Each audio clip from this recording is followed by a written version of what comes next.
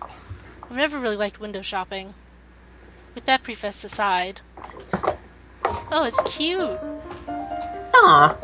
Now that I'm walking around downtown with Spork, I think it's safe to say that the reason I've never enjoyed window shopping with friends before is because Natsuko and Shiyu's specific paces and patterns of shopping were misaligned with mine. Maybe that's too roundabout a way to put it, so I'll give a few solid examples.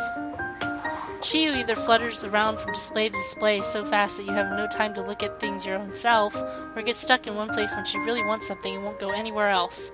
And then, even if she can buy what that thing is, she'll be all satisfied and won't especially want to do any more shopping. How to put it, that kind of single-mindedness and loyalty to her choices and what she's decided she wants is admirable if applied to other aspects of life, but it's hardly ideal behavior for a shopping trip.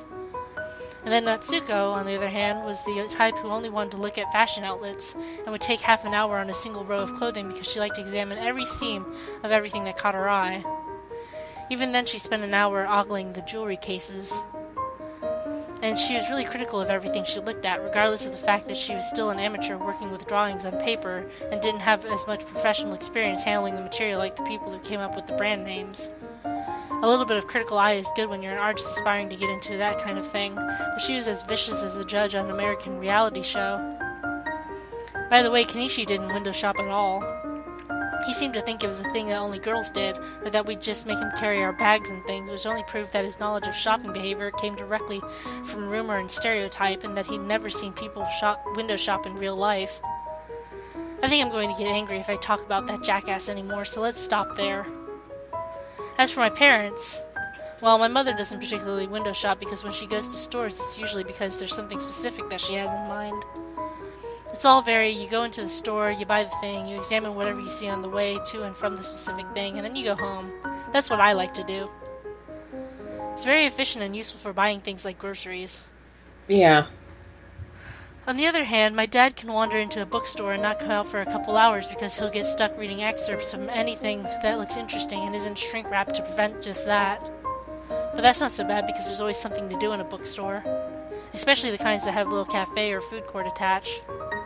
Anyway, in my family, we tend to do our shopping separately because we know our tastes and habits don't mesh. But Spork, he's actually a good person to window shop with. I don't get annoyed when he's taking a long time eyeballing a display because he looks at things with such wonder. And besides, when I tell him that it's time to go look at something else, he's obedient. And it's probably the movie we just got done watching a few hours ago that made me feel like Spork's eye for the best hole-in-the-wall stores is a little bit magic. Reading at it... Sorry. It's fine. I was thinking we're eating at a gigantic soft pretzel, and that's scary. We're eating gigantic soft pretzels dusted in cinnamon sugar and drizzled with chocolate because he spotted a rickety little door in a place I've never noticed before. We had the best coffees I've ever tasted, and I sent myself another text message with a reminder of the cafe location because Sport kept peering into alleyways and noticing the hanging sign above an ancient fire escape. It's weird. This is my hometown. Spork's admitted to himself that he's hardly ever been downtown. But instead of me showing him around, the entire outing so far has been filled with his pulling me around like an excited kid and introducing me to things I never knew were here. How do you get this good at finding little things like this? He's a ghost. Or a demon. He's a demon. He's a demon. He finds the liminal spaces. Yep. Is it just that his mindset and the wonder he directs towards the entire world makes it easier for him to notice all kinds of things? Nah, it's a demon and liminal spaces are his thing. It's just weird that he's able to discover all these things I never knew about in a town where I've lived for nearly 2 decades. It's almost enough to cover the places that make me bored and restless with a sense of mystery like perfumed bridal veils. The shapes are still vaguely familiar, but they have romance, in the sense of the genre, about them that turns even this place into one where it seems like anything could happen. And it's Sport that has caused it all. I've just about given up trying to reconcile him as a normal person. At the very least, his behavior and personality are far removed from what would be considered normal of someone his age and stature. His interests and appearances are unusual, too. The way that he approaches life, his sort of innocent abandon that he makes decisions with, and even his hope and optimism are so different from my worries and ingrained pessimism that honestly I can't even begin to understand the way I am now. Maybe that's it. It's not that Spork is magical or anything. It's just that because he's the one taking the lead while we explore downtown, I'm getting to see my own town the way that he does. The way that someone who has never been here before and wants to explore every nook and cranny would. It seems surreal to me because it's inconsistent with my reality. Of course I wouldn't have noticed these tucked away easy-to-miss stores before. When dragged here by Shu or Natsuko in the past, I was too busy being aggravated by their respective antics and just wanted to leave. I had no incentive to look around. It's not that anything was wrong with my feelings. Maybe if Spork were in my position the way that I'm in his right now, he'd miss things too. It's just that based on your perspective, there are sometimes things that you won't be able to see. That's all. By the time we load back into the motorcycle, it's already late afternoon. We bought food here and there, but this has been a true window shopping excursion, so otherwise all that's happened is our admiring what small and family-run businesses have to offer. If I come back to see them in the future based on what we saw today, it'll be shopping the way that my mother shops, and that will be fine too. Remembering everything I've noticed while wandering around with Sport today, I will probably be able to keep my eyes open for interesting stuff better. So, all that's left now is going out to eat and the park. I don't know that I actually want to go to a nice restaurant. I'm all windblown from walking around all day, and Spork is too. How about a family restaurant then?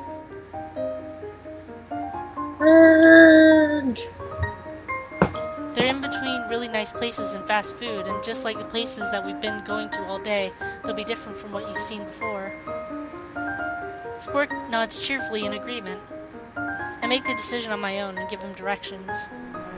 The roar of the engine is still loud and barrel. Just like Spork spent the past few hours showing me things that only he could find, I may as well replay the flavor and show him places that only I would know to recommend.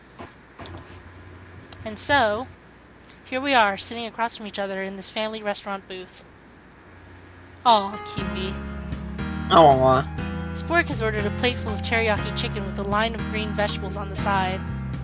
I have a plate covered in gyoza and another with yam and kabocha tempura. I'm eating my favorite things at this restaurant, and he seems more than happy with his selection of food. Now that we're on the same level and looking at the same things, we're finally having a more calm and cohesive conversation than we could have had earlier today. I get the impression that before you came here, you spent a lot of time traveling. What was that like?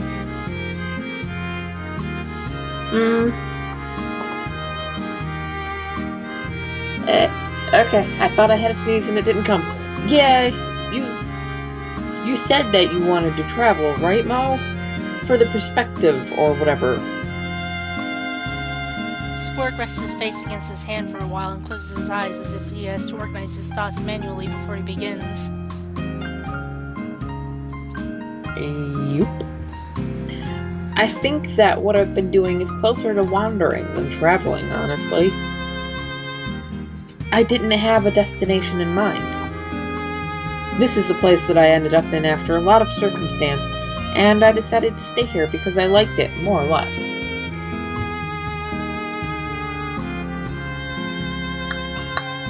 Like I said before, I wanted this place where I could have permanent things. Spork opens his eyes. Come to think of it, aside from when he cut his arm open, we've always kept a wider distance than this, so it's disconcerting to look at the light color of his irises so close up. I've always thought of them as the same kind of yellowish light brown as his hair, but now I'm noticing that it's more of an orange shade. I think that being on the road means that you have to have some degree of self-sufficiency. Really, I've come this far thanks to the kindness of a lot of different strangers that I've met, but most of the time I've been alone with my thoughts. I guess that people have a sort of concept of survival, like physical hardship, to go with their mental image of a journey. But I think that knowing ahead of time that you'll be alone with your own mind a lot is extra important. But, on the other hand, if there's something that you want to think about and puzzle out, then traveling might be good for that. Like searching for yourself? Little flowers. Yep. Yeah, I like that. Like searching for yourself. I've gone on a journey to find myself, so don't look for me. Like a story. Spork smiles and goes back to eating for a bit. I take a guess. So did traveling help you clear your thoughts and come to some kind of conclusion? Spork looks up at me again with his eyes round. When he smiles at me this time, it takes me off guard. That's not the innocent smile of a child. That's a smile with weight behind it. My parents and even she smile like that, but I've never imagined Spork wearing that expression. You've known him for like 4 days. Yeah. Sort of. At least after a long time wandering around mentally, as well as physically, I guess. I guess I just finally realized that after a lot of lucky coincidences, and maybe what you'd call fate even, that I'd just been asking the wrong questions all along. I didn't find myself like in a story, but I found ideas that I'd never thought of before. And that was when you were emotionally saved by flowers or whatever? He turns red and laughs. The color of his blush against the tattoos along his cheeks has an interesting visual effect. Something like that. I don't know how well I could explain it. It's okay. You don't have to if you don't really want to. Yeah. I at least realized that wherever Spork is coming from, his circumstances are probably difficult. The wonder with which he looks at the world only makes sense if all these experiences are things he'd never been able to have before, whatever before entails. Maybe realizing that I figured out that much, Spork just nods. Mo, I want to know, too. This is the town where you were born and raised. I want to know what it's like to stay in one place. I wind up tapping the ends of my chopsticks against my plate. Everything lingers. That's what I come up with in the end. The good and the bad all stays with you when you stay in one small place like this for a long time. If you're betrayed by someone, if someone does something to you that you can't forgive, you can't get away from your memories.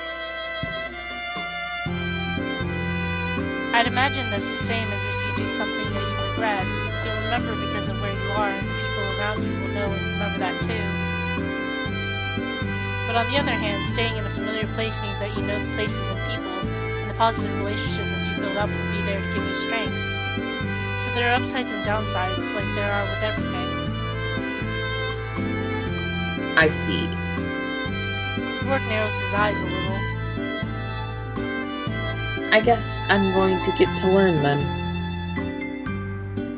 what those good things and bad things are all like. Sounds to me almost like he's specifically leaving out some kind of qualifier, like still not being able to understand now. Well, I'm so sorry that I'm bad at explaining things, but he looks kind of happy, so it's hard to get too annoyed. That's all there is to say. So the rest of the meal passes by mostly in silence, but it's not uncomfortable or anything. I have an entire plate of gyoza to eat after all. Spork keeps looking at them like he wants to try one, so I swap one for just a piece of his chicken, which turns out to be pretty good too. The restaurant serves dessert and all too, but I have mochi at home, and Spork says that he'd rather go to the bakery close to his house and eat fresh melon pan. Melon pan is the best. I don't think I've had that ever. There, in Japan, where I lived, there was a mall. It was called Mikasa Mall. It was like an outdoor shopping thing, and they had this bakery that had melon pan, and it's like the size of your head. And they had one that had chocolate chips in it, and it was really good. Ooh. So when we're done with the main course, we just pay and leave like that. To the park. It's going to get dark soon. In the end, we wind up going to a park that I used to visit a lot as a kid. The equipment's older, and I guess it's not as safe as the new things, but I think it has more character like this. I try standing on one of the swings. Once I was small enough to be able to stand on top of the flat swing and have my mother and father push me, but my head's close to the bar at the top, and I'm big enough now that I'm worried about breaking the whole swing set if I throw my body around too roughly.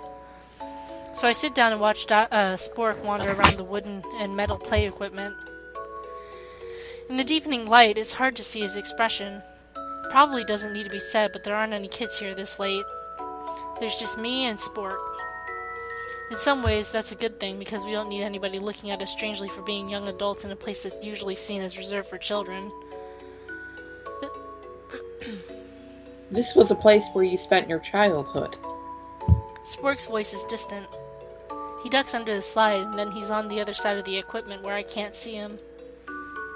One of them, I guess. She played here too, and so did everybody else we knew. There's a lot of open land and such, but not really that many parks or playgrounds. At least compared to the cities I've been to on class trips and such, where playground equipment would be tucked into little blocks and such in places that I wouldn't have expected them.